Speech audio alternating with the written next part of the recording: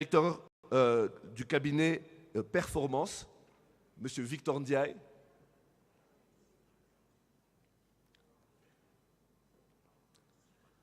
Et M. François-Xavier Albou, fondateur de la revue Risque. Sous vos applaudissements, s'il vous plaît.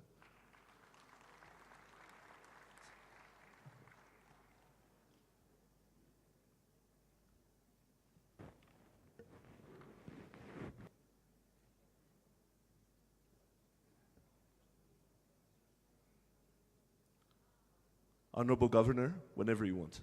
Thank you.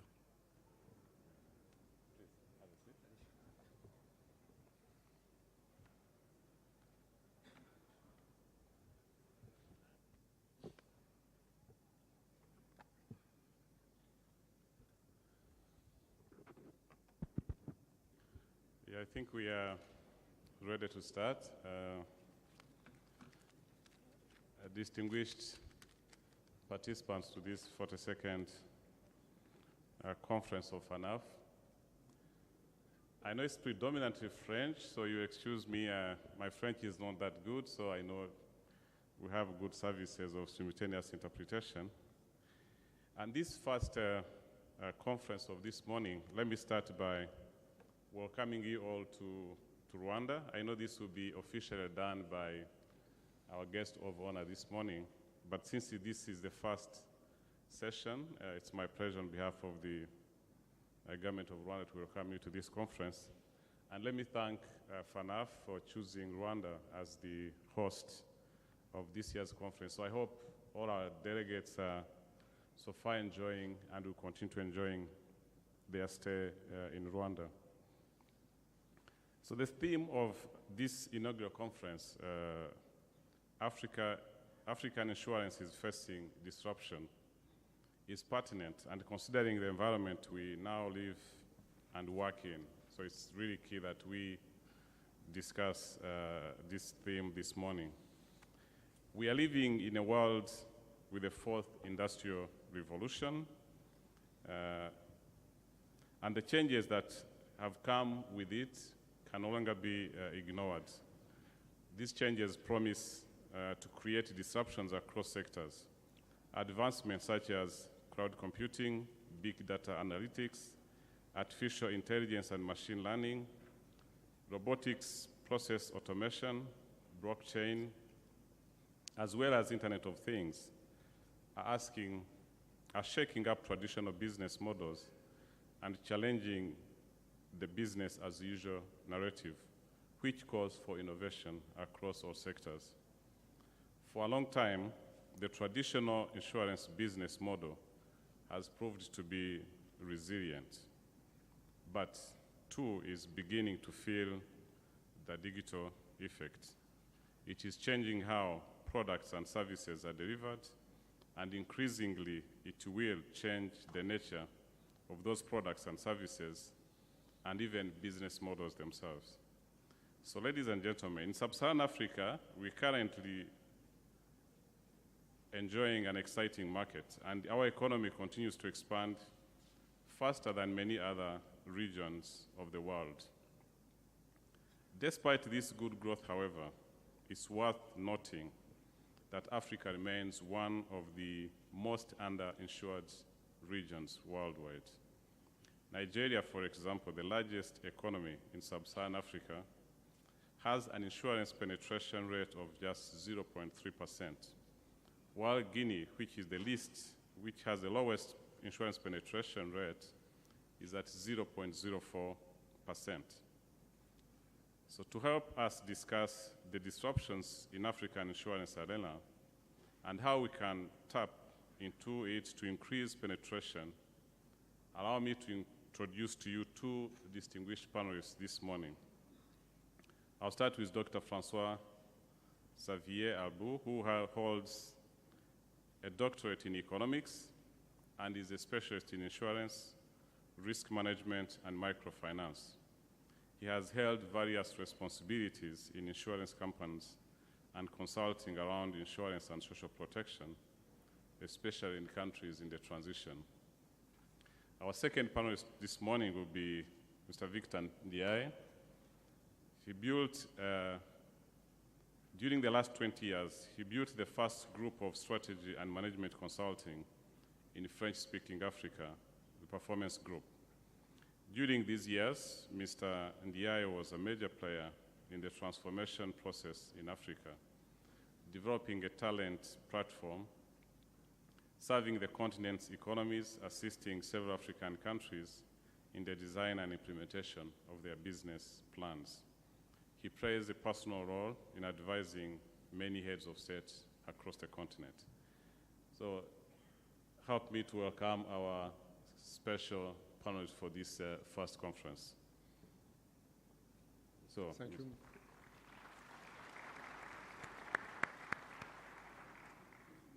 Dr. François Xavier, you want to take the floor first? You authorize me to speak in French? Please. Merci.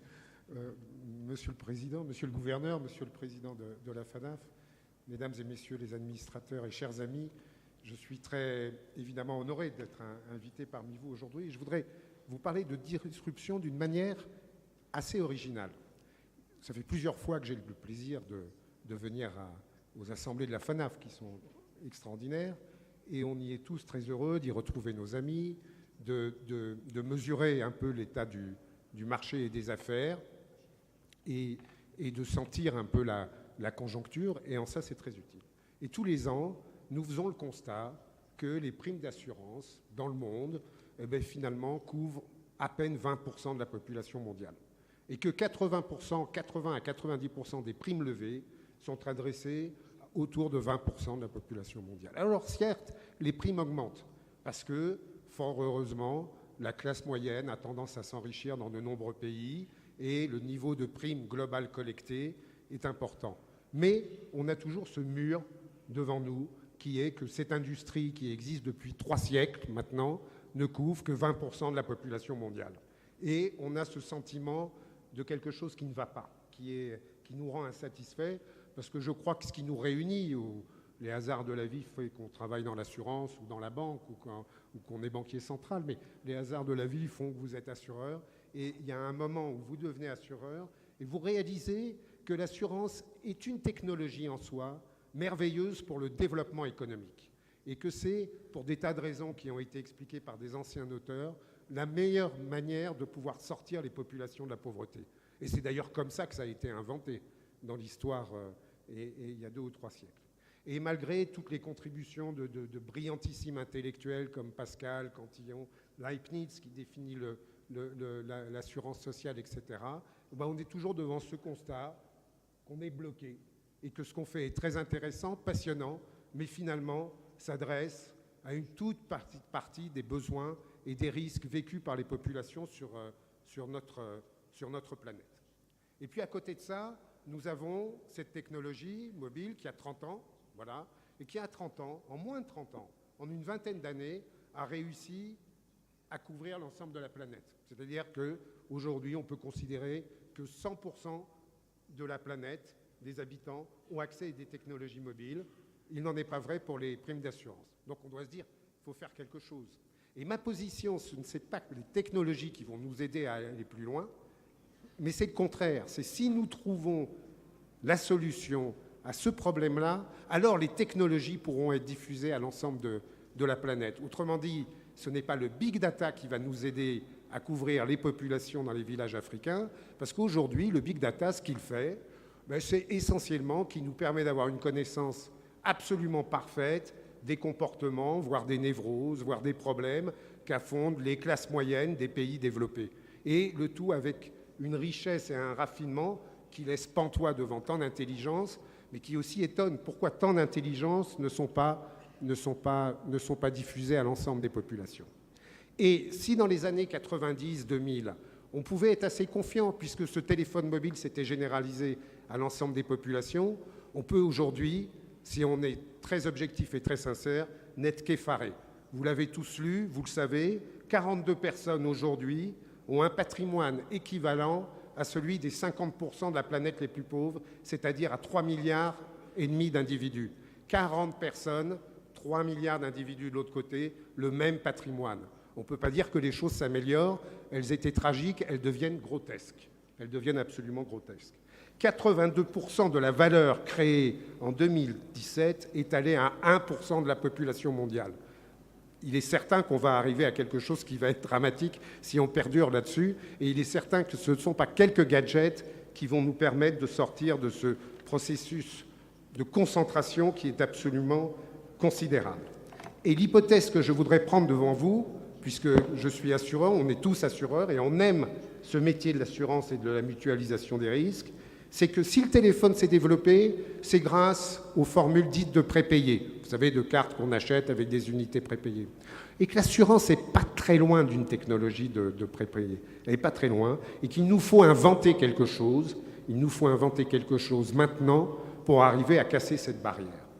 Et en regardant un peu ce qui motive l'assurance et comment elle se comporte, c'est un truc tout simple. On assure que ce qui a de la valeur. Il n'y a que des choses qui ont de la valeur qui sont assurées. On ne peut pas assurer quelque chose qui n'a pas de valeur. Et donc, le problème qu'il se pose, c'est que 80% de la population mondiale n'a pas, au regard des marchés financiers, de valeur. Et n'existe pas. Et c'est là qu'on a peut-être quelque chose en tant qu'assureur à apporter. Et ce que je voudrais défendre devant vous, et de manière très rapide, parce que je ne peux pas rentrer dans les détails, c'est l'idée que j'ai développée dans un petit livre que vous me permettrez de présenter sur le prix de la vie humaine, le prix d'un homme qui est à Paris chez Grasset, et qui est en fait l'idée de dire mais pourquoi on a tout tarifé, tout est absolument tarifé, pourquoi on s'est arrêté devant l'hypothèse de dire mais pourquoi on ne ferait pas un tarif minimum de la vie humaine, un tarif, un prix minimum de la vie humaine qui soit une norme à l'échelle mondiale. Alors, c'est vieux comme le monde, cette histoire de prix de la vie humaine. Ceux qui sont assureurs le connaissent par cœur, ils en vivent tous les jours. Les autres ne le savent pas, mais le prix de la vie humaine, il y a des cotations implicites ou explicites du prix de la vie humaine sur tous les marchés en permanence. Et ça dure depuis la nuit des temps. C'était dans le Code d'Hammurabi, c'est dans la Bible, tu as du prix à mes yeux, dit Isaïe, c'est dans le Coran, c'est dans tous les systèmes de compensation, c'est dans tous les grands textes. Dans tous les grands textes qui existent de l'Antiquité, il y a un prix qui est donné à la vie humaine. Et nous, on l'a oublié, pour des tas de raisons qu'on peut expliquer, hein, qui sont tout à fait logiques, mais le fait que ça n'existe pas fait qu'il n'y a aucun intérêt à assurer la santé d'un producteur de cacao en Afrique de l'Ouest ou d'un mineur en Afrique du Sud, ou je ne sais pas, ou que sais-je, et que ça n'évoluera pas. On pourra toujours aller à la 142e FANAF et constater que 30% de la population est assurée au lieu de 20%, et ça n'évoluera pas. Et nous avons besoin là, nous, assureurs, d'une disruption. Mais c'est l'assurance qui doit rentrer en disruption, d'après mon cadre d'analyse. Aujourd'hui, on est dans une situation où il y a une infinité de prix de la vie humaine. Et les marchés permettent d'ailleurs de s'assurer contre des situations très différentes. Mais encore une fois, 80% de la population n'a aucune valeur. Et donc, ça ne bougera pas. Prenons l'exemple du producteur de cacao en Côte d'Ivoire ou ailleurs. Il reçoit, par rapport à la tablette de chocolat qui est vendue dans les pays de l'OCDE, 4% de cette tablette revient au producteur, 45% aux distributeurs, 45% aux industriels et 6% aux logisticiens, au transport. Et toute cette chaîne est assurée. Toute cette chaîne est assurée. Le bateau qui transporte les fèves de cacao vers le torréfacteur qui est quelque part en Hollande, il est assuré contre les risques de tempête. Tout le monde est assuré. Le fabricant est assuré contre les variations du prix du cacao. Le distributeur contre les variations du climat. Tout le monde est assuré et surassuré. Celui qui fait la fève de cacao, lui, il n'a droit à rien. Et avec les 4%, il est dans l'incapacité et de soigner sa famille, et d'éduquer ses enfants, et encore plus de préparer sa retraite. C'est donc cette situation qui est totalement ridicule. Alors, on dit, comment on fait un prix minimum de la... Je ne dis pas un prix unique. Un prix unique serait une tragédie. Ça serait une dictature soviétique absolue, et ça nous renverrait dans des affres qu'on a connues. Il faut garder une énorme confiance dans l'inventivité des assureurs et du marché. Il faut vraiment garder ça. Mais un prix minimum. Je propose dans le livre une manière de le calculer, un chiffre. Ceux qui me feront l'honneur de vouloir l'acheter découvriront quelle est mon estimation. Mais à vrai dire, ce prix minimum n'a pas d'importance, c'est son évolution qui va permettre de régler les choses. Et il faut que ce soit une norme mondiale. Alors on peut dire, bon, c'est sympathique, mais on n'y arrivera jamais. Et c'est là, je crois, on est trop timide avec l'intelligence de notre métier et de nos réflexions. Regardez, le monde, en moins de 10 ans, a accepté qu'il y ait un prix du carbone. Et c'est quelque chose aujourd'hui qui est admis. C'est venu de quelques industriels de la finance et de quelques chercheurs en finance que de dire on va vers une folie totale si on ne donne pas un prix au carbone qui permet aux industries qui polluent de finalement contribuer à créer des économies d'énergie qui sont contre les intérêts immédiats. Et c'était encore plus abstrait et difficile à concevoir et beaucoup plus nébuleux et utopique qu'un prix de la vie humaine, qui est quand même quelque chose de très concret, etc. Deuxièmement, on va dire, oui, mais c'est très bien, mais le village africain, il est totalement isolé. Ceux d'entre vous, et vous êtes nombreux qui connaissent le village, vous savez que le village n'est pas isolé. Quand vous allez au village, vous voyez un distributeur de pétrole, il a une marque, c'est une grande marque qui est connue dans le monde entier. On achète des téléphones, on loue des téléphones, et c'est des grandes compagnies, des distributeurs de téléphones qui sont connus dans le monde entier. On achète des engrais, des produits phytosanitaires, des semences, que sais-je, des vêtements, toutes les grandes marques, et c'est ça, la mondialisation, sont présentes d'une manière directe ou indirecte au village, elles existent. Et l'idée du prix minimum de la vie humaine, c'est une idée toute simple et toute basique, qui est de dire, si tu travailles avec une communauté, si tu échanges avec une communauté, tu dois te soucier de sa santé, de l'éducation de ses enfants et de sa retraite. Alors vous allez me dire, oui, mais moi je suis producteur, je suis industriel du cacao ou distributeur d'essence, je ne connais rien à l'assurance santé. Oui, mais quand tu assures un bateau, tu vas voir un assureur spécialisé dans l'assurance maritime. Donc, pour cette histoire de « je travaille avec une communauté, je me soucie de la qualité et du bien-être de cette communauté », je vais donc voir des opérateurs de protection sociale qui pourront être publics, privés ou une synthèse des deux. Après, vous allez me dire « mais c'est pratiquement impossible. Financièrement, ça va nous plonger dans un désastre absolu et ça va être une contrainte supplémentaire pour les pays émergents et en développement ». C'est totalement faux. Avec Planète Garantie, dont j'ai eu l'honneur de m'occuper pendant 6 ans en Afrique de l'Ouest, on a sorti, et avec des amis qui sont dans la salle, des produits d'assurance santé qui couvrent 75% des besoins pour des sommes de l'ordre de $90 sur une année pour une famille de 4 à 6 personnes. C'est donc beaucoup moins infaisable qu'on ne le pense. Et d'ailleurs, on ne peut pas dire que c'est infaisable dans un pays comme le Rwanda. Et monsieur le gouverneur, c'est quand même un exemple formidable pour toute l'Afrique, ce que vous avez réalisé en matière d'assurance santé dans ce pays, avec une volonté publique, évidemment. Mais 92% de la population est assurée, ce qui est supérieur à des standards européens, et la santé représente 30% du PIB, ce qui est une forme de base, ce qui devrait être le cas dans beaucoup de pays. C'est dans beaucoup de pays en dessous de 4%, ce qui est absolument ridicule. Et donc c'était ça, la thèse que je voulais défendre devant vous, c'est la nécessité, quand on réfléchit en termes de disruption technologique sur l'assurance, de considérer que nous sommes toujours, nous, assurance, une technologie émergente et qu'il nous faut les conditions de cette disruption et qu'à partir de là, nous pourrons généraliser et diffuser l'ensemble des progrès techniques. Et j'en veux encore comme une preuve le Rwanda, puisque une fois que le cadre de l'assurance santé a été mis en place, des technologies de tous ordres, à la fois médicales et aussi logistiques, accompagnent ce développement et font que la production de soins de santé est beaucoup moins chère aujourd'hui au Rwanda qu'elle ne l'est dans des vieux pays européens attachés à des systèmes liés à l'histoire de sécurité sociale et d'une complexité évidente. La difficulté est immense, je ne crois pas. Et je crois que l'initiative doit venir de nous. Et singulièrement, je pense qu'elle devrait venir des assureurs africains qui sont confrontés à ce problème et qui sont encore plus marginalisés dans le concert de l'assurance. Autrement dit, cette disruption à grande échelle, je crois qu'elle est possible si tout le monde y contribue et si l'ensemble des acteurs contribuent à la couverture des risques des populations humaines. Il ne s'agit pas de lever des taxes. C'est comme pour le carbone, il s'agit de créer un marché d'assurance et de faire confiance à la fluidité, la créativité des opérateurs d'assurance dans le monde pour inventer des solutions pragmatiques adaptées aux besoins des populations. Voilà, peut-être que c'était...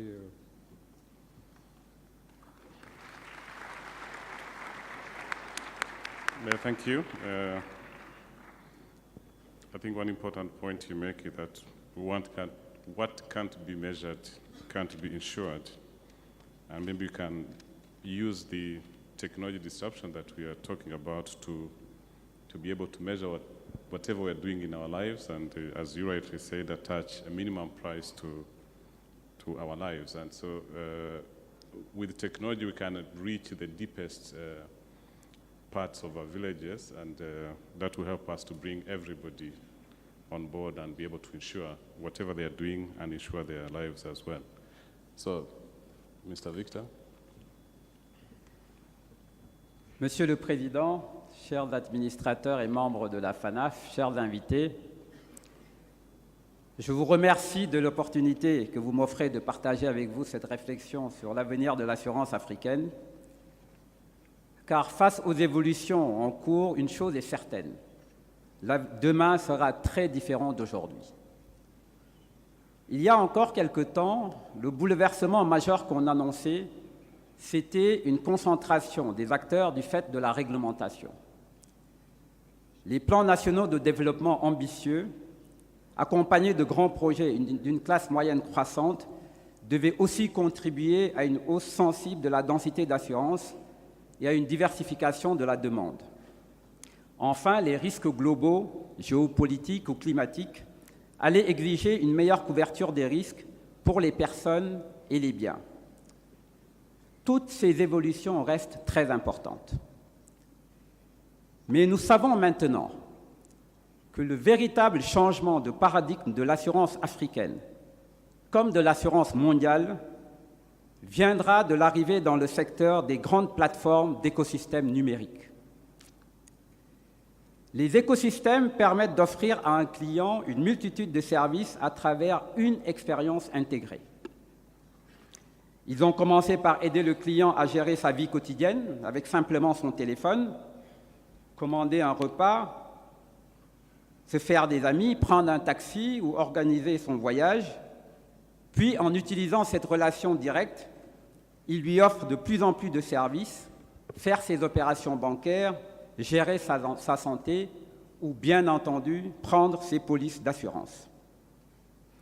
Actuellement, 7 des plus grosses capitalisations boursières sont des acteurs d'écosystèmes et nos confrères du McKinsey Global Institute prévoient que ces écosystèmes représenteront 30% des revenus mondiaux en 2025. L'arrivée de ces nouveaux acteurs dans l'assurance annonce donc des bouleversements de grande ampleur. Les sociétés d'assurance africaines feront notamment face à 2 phénomènes majeurs. Le premier, c'est la fin des frontières. Alors qu'on entend quelquefois encore parler de murs à ériger entre les nations, les murs s'effondrent entre les marchés et entre les secteurs du fait de la technologie. Les frontières de l'assurance africaine étaient déjà poreuses, avec le recours à la réassurance internationale pour une part importante des grands risques.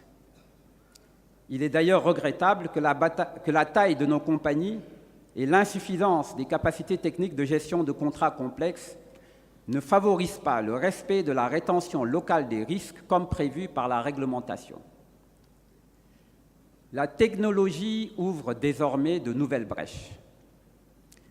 Avec d'un côté des canaux de distribution et des processus de gestion des sinistres dématérialisés, et de l'autre la libéralisation des moyens de paiement par la levée des contrôles de change ou le développement des crypto-monnaies, habiter le Sénégal ou la Mauritanie et se soigner en Espagne avec un assureur espagnol sera de plus en plus facile et sans doute de plus en plus fréquent si la qualité de l'offre de santé en Afrique ne s'améliore pas. Et ce phénomène s'amplifiera lorsque Google, Amazon, Facebook ou Apple, qui seront dans la poche et le quotidien de millions d'Africains, leur proposeront directement des polices d'assurance. Ainsi, ce secteur de l'assurance africaine qu'on aurait pu croire à l'abri, car fortement réglementé, sera au contraire de plus en plus ouvert. À la porosité des frontières entre les marchés viendra s'ajouter la fin des frontières entre les secteurs qu'entraîne de façon inéluctable le développement des écosystèmes numériques. Le deuxième phénomène majeur, c'est que le client devient roi. Tout le monde a toujours prétendu que c'était déjà le cas. Et peut-être vous aussi, mais reconnaissons-le, c'était souvent plus un slogan qu'une réalité. Dans ce nouveau monde des plateformes numériques, ce sera une obligation. Le client qui est en relation directe avec son fournisseur a désormais une influence sur tout. Le prix, le canal, le format, le timing de l'offre. Assis dans son salon, il peut regarder le film qu'il veut, avec l'appareil qu'il veut, au moment qu'il veut et pratiquement au prix qu'il veut. Et dans ce nouveau monde à la demande, vidéo à la demande, voiture et mobilité à la demande, assurance à la demande, le rapport de force change. Le client devient le roi et l'offre doit répondre parfaitement, voire anticiper ses besoins. La relation directe et personnelle avec chaque client devient, dans ce cadre, critique. Et là, il faut le reconnaître, vous êtes exposé, car votre relation avec vos clients est souvent plutôt passive et limitée. C'est un vrai danger. D'autres facteurs affecteront fortement le marché mondial de l'assurance, mais n'impacteront sans doute que progressivement le marché africain. C'est le cas, par exemple, du changement en cours par rapport à la nature même du risque. Les progrès technologiques réduisent les risques avec des véhicules plus sûrs et des outils pour mieux gérer sa santé.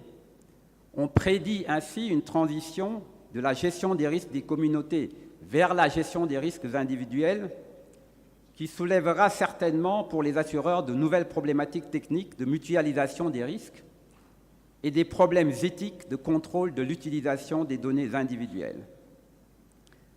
L'industrie mondiale de l'assurance et l'assurance africaine avec est donc à la veille d'un important changement de paradigme, changement lourd de menaces et de risques, comme nous venons de le voir, mais qui recèle également de grosses opportunités. D'abord, parce que dans votre métier, c'est peut-être le seul et c'est une grande chance, le mot risque est synonyme d'opportunité. Mais aussi parce que les écosystèmes numériques, du fait de leur accès direct à des millions de consommateurs africains, et avec une offre plus adaptée aux besoins de chacun, pourraient en réalité être un excellent moyen d'élargir le marché et la culture de l'assurance en Afrique. Cette problématique de la disruption est donc centrale, non seulement pour les assureurs, mais également pour les pouvoirs publics africains. Car, il faut le répéter, pour que l'Afrique émerge, elle a besoin d'une assurance locale forte pour financer son émergence et pour créer l'environnement de confiance qu'elle requiert. Or, puisque la réglementation ne protégera pas de la disruption qui s'annonce, que faire? Un proverbe chinois donne la réponse.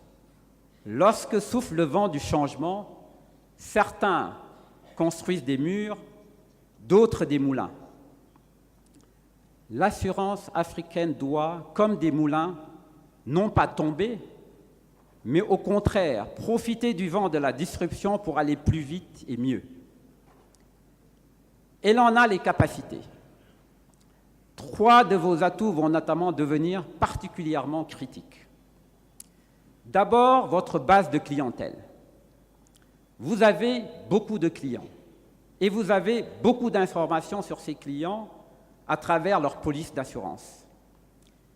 C'est ce qu'aujourd'hui tout le monde recherche. Mais que faites-vous vous-même de ce trésor? Pour la plupart, certainement pas assez. Il devient indispensable de vous rapprocher de vos clients et, au-delà des communautés, de gérer de beaucoup plus les individus qui les composent. Ensuite, vos compétences analytiques. La relation directe entre les plateformes et les consommateurs génère des volumes de données considérables qui exigent des compétences analytiques pointues pour mieux connaître, segmenter et cibler la clientèle. Ces compétences, qui deviennent un facteur décisif de compétitivité, sont dans vos gènes. Vous êtes mieux placé que quiconque pour les utiliser, pour vous-même, mais aussi demain comme un service à d'autres secteurs. Enfin, votre connaissance de la réglementation, qui restera, même dans un environnement moins contrôlable, une donne importante du secteur. Ces trois atouts doivent permettre à l'assurance africaine de prétendre au rôle stratégique, non pas de simples figurants des écosystèmes qui se mettront en place, mais d'acteurs central, voire de chefs d'orchestre. À condition de bâtir des partenariats avec des startups technologiques pour mettre en place vos propres plateformes ou des plateformes communes à vos fédérations nationales, comme la fédération au Sénégal est en train d'y travailler, en synergie avec les États, par exemple dans la santé. En renforçant également les synergies avec d'autres spécialistes de l'analyse des données pour offrir des offres plus pointues. L'innovation dans cette nouvelle ère numérique viendra de la capacité à la fois à se concurrencer et à coopérer. D'autant plus que votre plus grande bataille restera une bataille d'équipe, à savoir, ensemble et avec les pouvoirs publics, bâtir en Afrique un environnement dans lequel s'assurer deviendra la règle et non l'exception. Et dans ce cadre, le rôle des États sera également clé.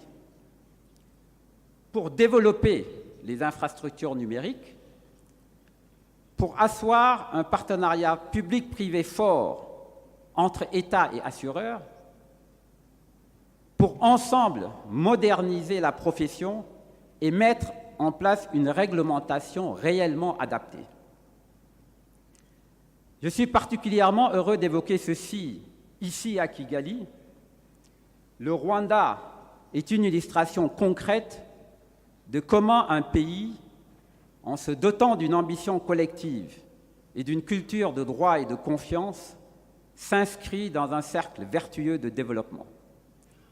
Par ailleurs, là où d'autres pensaient hier que nos pays étaient à un stade de développement trop faible pour rentrer dans l'ère du numérique, le Rwanda démontre qu'au contraire, cette révolution numérique nous est indispensable et que nous devons vite nous l'approprier.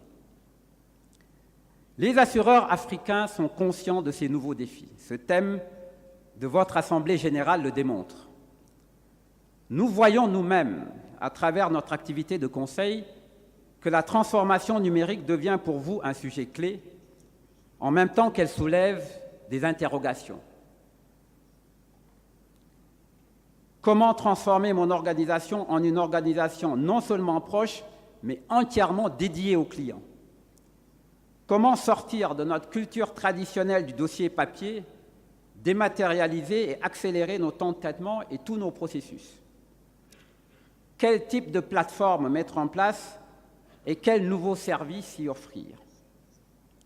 Ces questions étaient hier un signe remarquable d'anticipation stratégique. Elles sont en train de devenir une simple question de survie,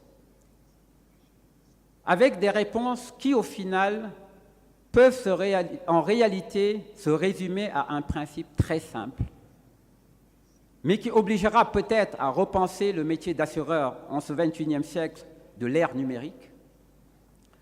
Pour vous-même et pour beaucoup d'autres secteurs, rapprochez-vous de vos clients et valorisez au maximum cette relation. Je répète, rapprochez-vous de vos clients et valorisez au maximum cette relation. Je vous remercie.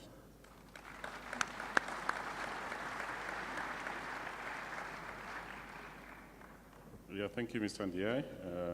I think the last point you made on getting closer to your customer summarizes what you said. So with this digital era, the issue of information asymmetry is really removed, and so customers are able to have information at their fingertips and are able to compare products from different suppliers, and the business world is also able to understand their customers better. So this requires Africa to up their business and go with the wind, as you rightly said.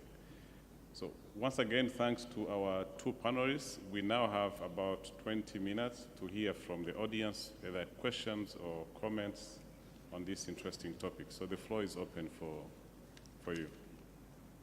Please, when you want to speak, raise up your hand, introduce yourself, and then pose the question or the comment. Thank you.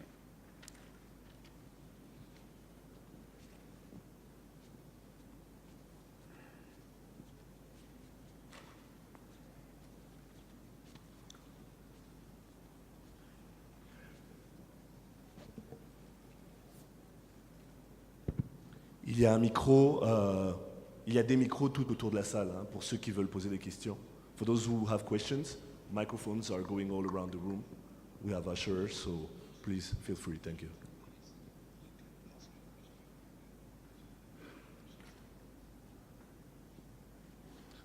Yes, one here.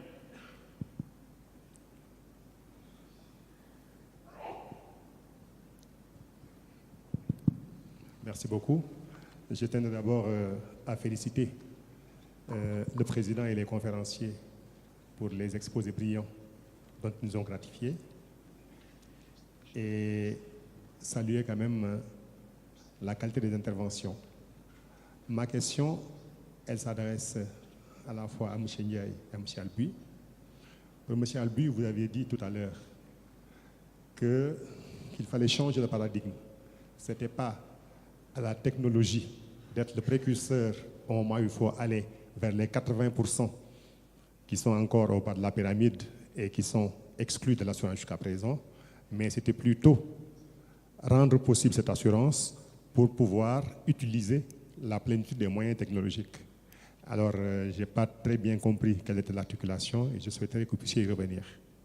Concernant M. Ndiaye, ma question, c'est dans tous ces systèmes qui sont en disruption et qui consacrent quasiment la primauté d'un nouveau type de régulateur que l'on appelle réseaux sociaux et parfois blockchain, quelle nouvelle approche doit avoir la régulation au niveau du secteur des assurances dans son ensemble? Merci beaucoup. Thank you. I think let's take 2 more questions before the panelists answer. The floor is still open. There's one behind there. In fact, 2. Bonjour, je suis Sabri Medeb, représentant de la société Neoledge. On est éditeur des solutions de gestion électronique des documents. Donc, vous avez parlé tout à l'heure de tout ce qui est transformation digitale. Ma question, c'est est-ce qu'il y a des instructions ou bien des notes distribuées aux assureurs pour se doter des systèmes de gestion électronique des documents?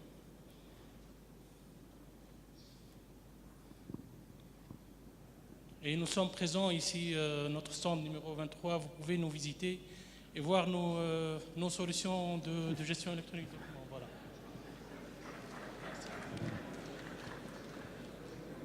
Thank you. There's somebody behind you. Please. Good morning, everyone. I'm Sandeep from Mayfair, Rwanda. One of the things I'd like to address to both 3 of our speakers is what is the role of public policy in terms of creating an ecosystem of innovation wherein whatever we are talking about can flow seamlessly. In major examples, what have been quoted from around the world, where insurance has been taken to the last mile, public policy plays a very important role, and the ecosystem which is created in terms of regulation as well as facilitation by the government in promoting a certain business type. So in that case, as an association, FANAF as an association, along with the Association of Regulators, so do you intend to bring a white paper, or have you bought in any of kind of research wherein public policy actually plays as a major facilitator in decimation of insurance to the last mile? Thank you. Okay, thank you. I think we can get comments from the 2 panelists before we open for further questions. You want to go first, Xavier? Thank you for that. Sur la question entre l'articulation, arrivée des technologies, développement de l'assurance, vous savez, il y a toujours l'objection, à quoi ça sert de faire de l'assurance santé au village? De toute manière, il n'y a pas de médecin, il n'y a pas d'offre de soins, il n'y a rien, il n'y a pas de service. Donc, d'une certaine manière, à quoi ça sert? Ça, c'est les gens qui ne connaissent pas l'assurance.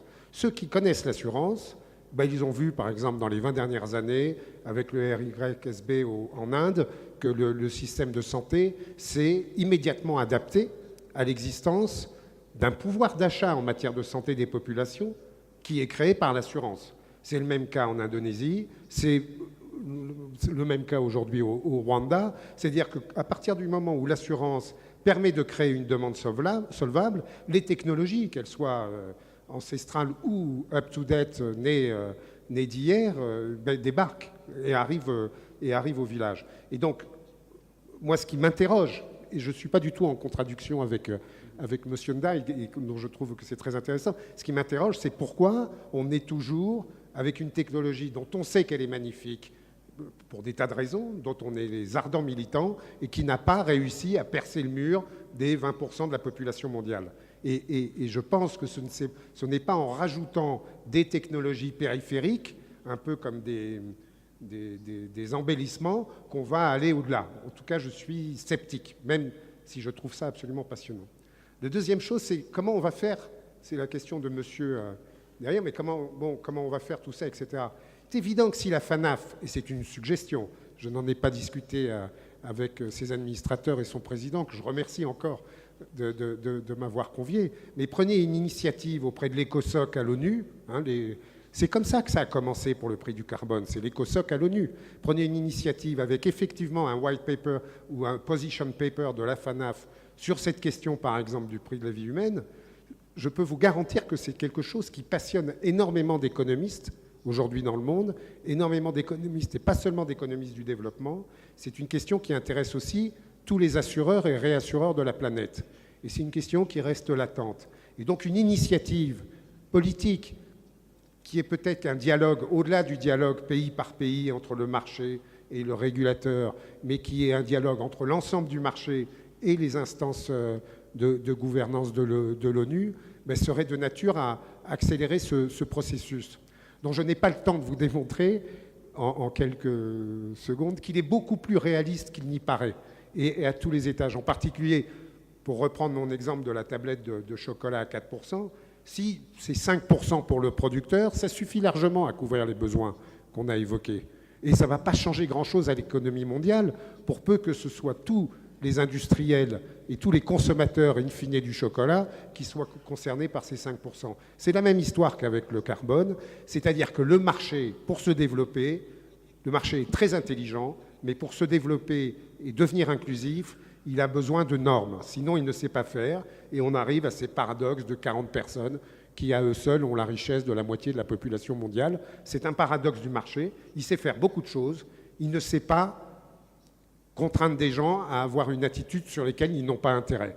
Et tant qu'un distributeur d'essence, un producteur de cacao, un vendeur de semences ou un acheteur de produits ou un gouvernement n'ont pas intérêt à mettre en place des systèmes, ils ne le feront pas. Le prix de la vie humaine qui est autour, disons, de 1 million d'euros, ce n'est pas donner 1 million d'euros à chaque bébé qui naît demain matin sur la planète, parce que ça, on ne sait pas le faire, et on ne saura jamais le faire pour d'autres raisons, liées aux théories quantitatives de la monnaie. On ne saura pas le faire sans créer énormément d'inflation. C'est donner les moyens à chaque habitant de la planète de pouvoir accéder à la santé, à l'éducation et de la retraite. Et rien que ça, ça crée un potentiel fabuleux de croissance mondiale et de richesse qu'on est en train d'essayer d'estimer, mais qui est absolument fabuleux. Sans compter que pour nous, assureurs, vous voyez la taille considérable du marché qui s'ouvre devant nous et d'arriver enfin à cette maturité.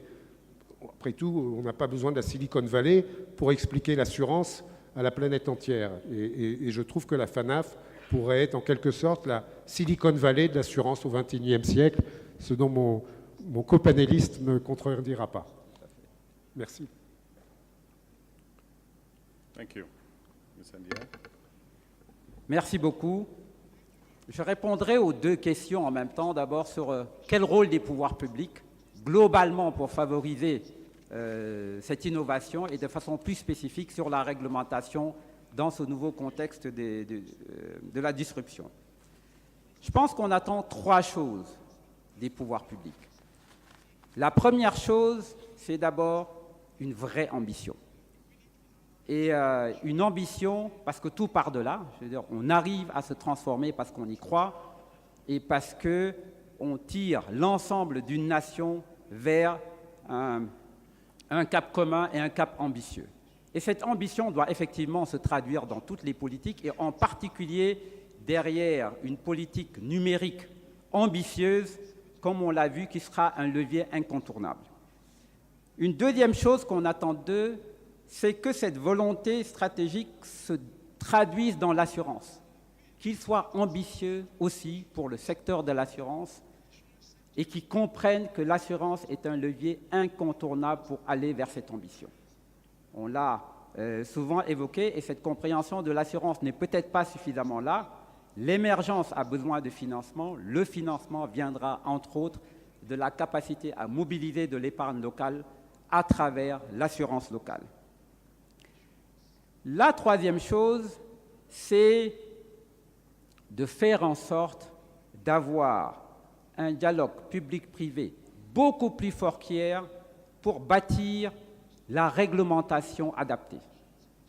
La réglementation est complexe et il est difficile aujourd'hui de dire ce que doit être la réglementation de demain. Mais ce qu'on peut dire, c'est que la démarche doit demain être beaucoup plus une démarche de co-construction, de dialogue, de partenariat, pour permettre d'abord au secteur public de mieux comprendre le secteur. Le sentiment qu'on a souvent, c'est qu'ils ne comprennent pas forcément toujours la complexité du secteur. Demain, elle sera encore plus complexe. C'est vraiment faire en sorte d'avoir ce partenariat fort, ce dialogue fort entre État et assureurs pour ensemble, au fur et à mesure, co-construire et inventer ce que doit être une réglementation véritablement adaptée à cet environnement qui sera assez complexe. Merci. Thank you. Maybe Fanaf, you comment on whether there's a need to have the white paper and if there's any plans on that. So when you want to make a comment on that, please, you're free to. But for now, let's open it up for second round of questions or comments. I think we still have about 15 minutes. Yes, there's one in the middle here. Microphone, please. Just stand up there to send the microphone.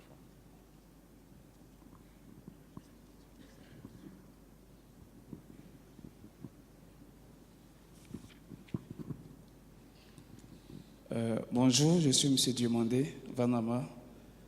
Je suis assisteur dans le domaine du travel.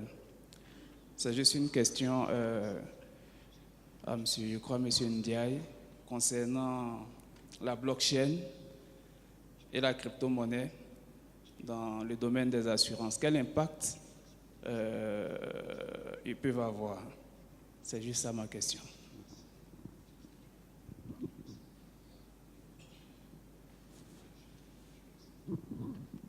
Thank you. Any other comment, question?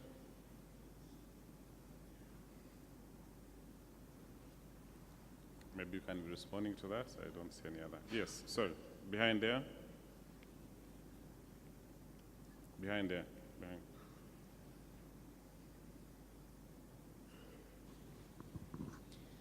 Behind. Thank you very much. My name is Luce Nyirenda. I'm with the African Risk Capacity. We provide parametric insurance to African governments to help them with fiscal liquidity in times of disasters. My question goes to Francois. You rightly said that when you look at the cocoa farmer, you gave an example of a cocoa farmer, that the upstream value chain is well insured, but the source itself of that cocoa is not. And you spoke about social insurance. I just wanted to hear your opinion about how best can we ensure that, you know, the farmer himself, there is a value attached to it, the economic impact of that farmer not being insured on the entire value chain, and how can we bring up players in that value chain to recognize that importance in making sure that he is properly insured. Thank you. Thank you. There's one here, for the gentleman here. Merci, Monsieur le Président. Je voudrais poser une question And introduce aux deux yourself, please. panélistes. Je m'interroge sur le sur-mesure et la concurrence et l'équilibre. L'équilibre, c'est-à-dire que si nous avons un service qui est mis à disposition de clients et que, par la force de la concurrence, cette offre s'adapte en faisant son premier geste, qui est la baisse des prix. Le service rendu finit par être compromis par le niveau des ressources. Quelles sont les parades anticipées qu'il faut prévoir pour accompagner l'introduction d'un système de clientèle directe par le numérique, comme vous l'avez dit? Merci. Any other question or comment? Yes, here.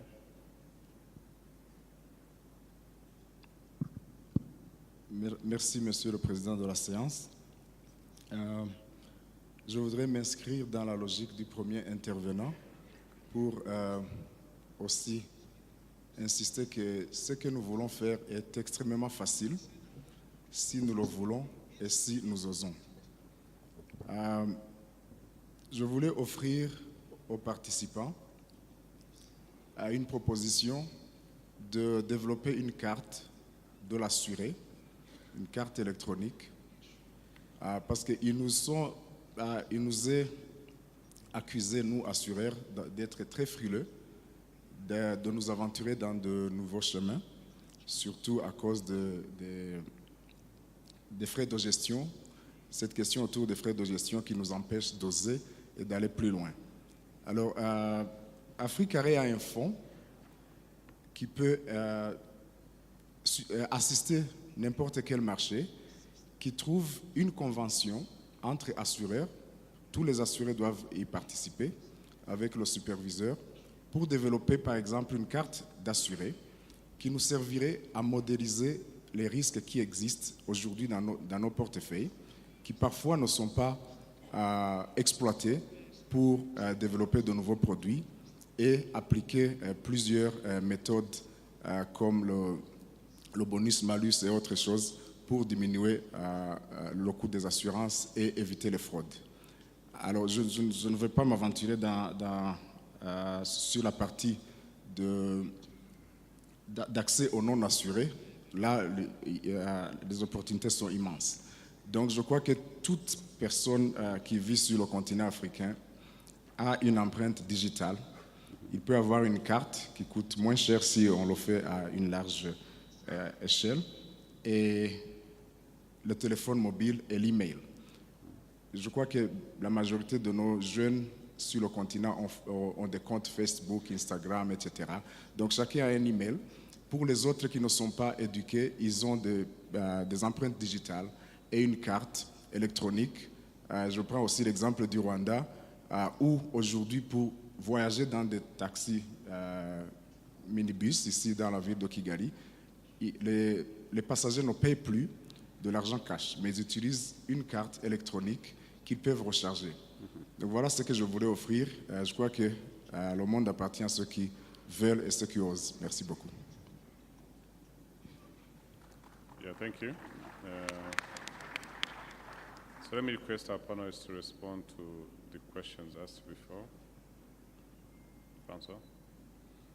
Merci. Je vais répondre d'abord à la question de Madame de l'ARC, qui est d'ailleurs une initiative formidable, qui est un outil extraordinaire, spécifique au continent africain et qui est très, très, très en avance. Votre question, c'est de savoir, mais finalement, et c'est la question essentielle, c'est finalement quand est-ce qu'on considère que les gens ont été assez protégés. Et ça ne peut pas être une décision de l'État, parce que l'État va toujours être maximaliste et il va être assez irrationnel là-dessus. C'est vraiment une décision du marché, de ce qui s'offre en concurrence régulée par une norme, et qu'est-ce que va offrir l'assureur. C'est en tout cas comme ça que ça s'est développé, encore une fois, en Inde, avec ce modèle de concurrence régulée, en Indonésie, sur un aspect un peu différent, mais aussi dans votre pays, monsieur le gouverneur, et dans beaucoup d'autres pays au monde, et beaucoup de pays européens. Pas en France, mais dans beaucoup d'autres. Donc là, je crois qu'il ne faut pas essayer de tout prédéterminer, mais de donner les cadres, les normes nécessaires au marché pour qu'il puisse opérer, et de faire confiance au marché dans sa capacité à... Aujourd'hui, on sait assurer des bateaux et on sait définir les normes techniques qui font qu'un bateau est assurable ou ne l'est pas. On sait assurer un bâtiment contre l'incendie et on sait aussi définir les normes techniques avec une grande précision pour dire qu'un bâtiment est assurable ou pas contre l'incendie. Le problème, c'est qu'on n'assure pas les bâtiments à Dhaka, au Bangladesh, contre l'incendie, là où travaillent les ouvrières du textile qui font les vêtements que nous portons tous. C'est ça le problème. C'est pas le marché sait faire les choses, une fois qu'on lui a donné des normes et des manières de se comporter. Monsieur, votre deuxième question, elle portait sur des conditions d'équilibre et de prix. Mais là, je crois que, et on entrera peut-être plus tard dans une discussion qui sera certainement très, très passionnante, mais que la réponse que nous avons, c'est la mutualisation. Le pooling des risques réduit les coûts et arrive à des conditions d'équilibre. J'ai un ami, je ne dirais pas qui c'est parce que je ne sais pas où il en est de son projet, je dirais qu'il est argentin. Il est argentin et il crée une mutuelle. Il a eu quelqu'un dans sa famille, c'est un assureur, il a eu quelqu'un dans sa famille qui a eu une maladie très rare. Cette maladie est prédictive génétiquement et cette maladie coûte très très cher à soigner. On peut la soigner, mais ça coûte vraiment une somme énorme. Mais on peut faire le test génétique et dire, bah, tiens, on a une probabilité de développer cette maladie. Et ce que je trouve génial dans son idée, c'est qu'il a pris le problème à l'envers. Tous les assureurs de la planète disent, ah, bah, si on sait qu'il peut avoir la maladie, on ne va certainement pas l'assurer contre la maladie. Et c'est ce qui fait qu'on a autant de mal à déployer les technologies d'analyse de données. C'est l'énorme suspicion des consommateurs, des politiques et des régulateurs sur l'usage que nous ferions, entre guillemets, de ces données pour pratiquer une sélection très dure des risques. Lui, il a pris le problème à l'envers. Il a dit, moi, je vais offrir un plan d'assurance à toutes les personnes qui auront fait le test et qui sont susceptibles de développer cette maladie. Et cette maladie, elle intervient au bout de 20 ans, 30 ans ou que sais-je. Et je les garantis, s'ils ont cotisé toute leur vie, enfin dès qu'ils sont assurés, je les garantis que je prendrai en charge l'intégralité des coûts, puisque les soins sont à la fois très compliqués, c'est une maladie qui touche le cerveau, et demande une sorte de maintenance assez lourde, mais avec des taux de réussite qui sont formidables. Et il est en train de lancer sa mutuelle, et la deuxième étape de son raisonnement, c'est de dire, mais cette mutuelle, je vais la faire mondiale. Parce qu'en fait, la fréquence, elle est à peu près la même dans tous les pays de cette maladie. C'est une maladie liée au vieillissement. Elle est à peu près la même partout, etc. Et je vais offrir à tous les gens qui sont susceptibles de développer cette maladie, où qu'ils soient dans la planète, de pouvoir cotiser. Et ceux qui auront cotisé et qui viennent de pays riches pourront aussi aider à cotiser on ne peut pas dire des confrères, mais des gens qui ont la même susceptibilité devant cette maladie ailleurs dans le monde et à prendre en charge leurs frais de cotisation. Je ne sais pas où il en est aujourd'hui, il m'a parlé de ça il y a 6 mois. Je pense que ça peut être je pense que ça, en tout cas intellectuellement, c'est un modèle extrêmement intéressant pour répondre à votre question. Et enfin, votre initiative a été saluée par les applaudissements. Elle est certainement très heureuse et je pense que mon voisin est beaucoup plus compétent que moi pour analyser le potentiel qu'elle peut offrir. Et sans renier en moi cette initiative, je voudrais peut-être terminer en disant que votre force aujourd'hui, c'est d'être ensemble. Ce n'est pas un jeu d'une compagnie par rapport à une autre, etc. et tout ça, même si ce n'est pas dans ce registre-là que vous êtes, mais c'est de dire, vous êtes extrêmement puissant. Vous représentez des institutions financières d'une grande puissance et vous êtes écoutés. Et si tous ensemble, au titre de la FANAF, vous prenez une initiative, comme on a dit tout à l'heure, de white paper, sur cette histoire, par exemple, de prix unique, de prix minimum de la vie humaine, vous serez écoutés et vous serez gagnants individuellement parce que vous aurez agi ensemble. Et je crois que cette initiative s'inscrit, votre initiative est la première qui s'inscrit dans ce mouvement. Voilà, je vous remercie. Et n'oubliez pas le prix d'un homme disponible. Okay, thank you. I request Mr. Ndiaye to briefly answer the question that was asked to him, then we'll try and wrap up. Merci beaucoup. Le rôle des crypto-monnaies dans ce nouveau contexte. Dans beaucoup de pays européens, par exemple, c'était impossible de souscrire une assurance là-bas quand on n'y résidait pas. Aujourd'hui, on se rend compte que souvent, il suffit d'ouvrir un compte pour pouvoir avoir un assureur et aller se soigner là-bas comme on veut. La contrainte reste la contrainte de la monnaie. Être capable d'ouvrir un compte en Espagne, en euros, etc. Avec la crypto-monnaie, cette contrainte saute. Ce sera très facile de n'importe où d'ouvrir une police d'assurance n'importe où ailleurs et ça élimine énormément de contraintes de monnaie, de change, de réglementation de transfert, d'autant plus qu'on sera dans des transferts parfaitement sécurisés. Quelle parade pour anticiper cette entrée directe du numérique? Moi, je dirais quasiment aucune. Aujourd'hui, comment on pourrait empêcher par la réglementation Netflix? On peut pas imaginer des tas de choses, mais ce serait extrêmement compliqué. Je pense que la seule et vraie parade, c'est d'en faire en sorte que cette entrée directe chez les gens, que ce soit vous-même qui la fassiez et que vous devanciez les autres. L'assurance est votre métier et les technologies des plateformes sont là. Innovons, devançons-les et faisons en sorte que le Netflix de l'assurance demain en Afrique vienne des assureurs et non de ces grands partenaires privés. Et comme on le disait, vous en avez des atouts. Et en plus, il faut le voir comme une chance parce qu'effectivement, c'est peut-être l'occasion de favoriser un développement beaucoup plus rapide de l'assurance en Afrique. C'est un vrai défi, c'est un vrai défi d'innovation. Le monsieur, c'était intéressant et on le remercie d'avoir évoqué également toutes les pistes en termes de données personnelles. Il faut y aller vite, il faut y aller maintenant. Et c'est la seule parade, être un moulin face au vent et non un mur. Je vous remercie. Yeah, thank you. In the interest of time, we have to end it here. Join me again to thank our panelists for a very good session they have given to us. And to thank our chairman too. So I'm sorry, I won't try to summarize the discussions. I'm sure the Secretariat has covered everything. So in the interest of time, we end it here and thank you. If you could please remain there, Honorable Governor. Nous demandons et nous invitons Madame Esther Tiako, la vice-présidente de la FANAF, à bien vouloir s'approcher du podium. J'ai cru comprendre qu'il y a un cadeau à donner.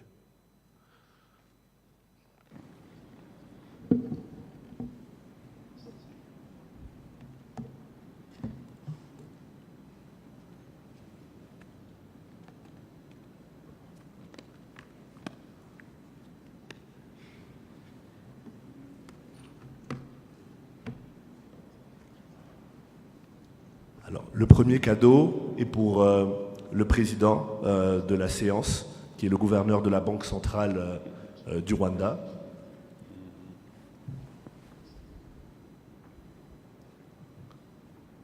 Le gouverneur John Rwangombwa.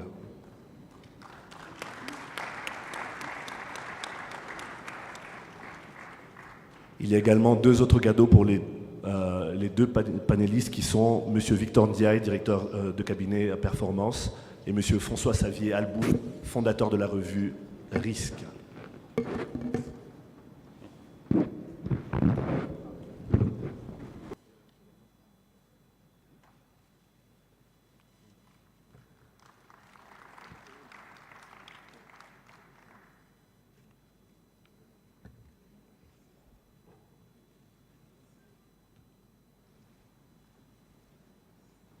Et maintenant, mesdames et messieurs, merci à nos panélistes, merci beaucoup à nos panélistes. Et maintenant, mesdames et messieurs, j'ai 10h18 sur ma montre. Nous avons exactement 12 minutes pour nous dégourdir les jambes, peut-être aller au petit coin. Il y a des rafraîchissements à gauche et à droite. S'il vous plaît, soyez de retour à 10h30, car nous attendons notre hôte de marque qui devrait arriver d'un moment à l'autre. Merci beaucoup.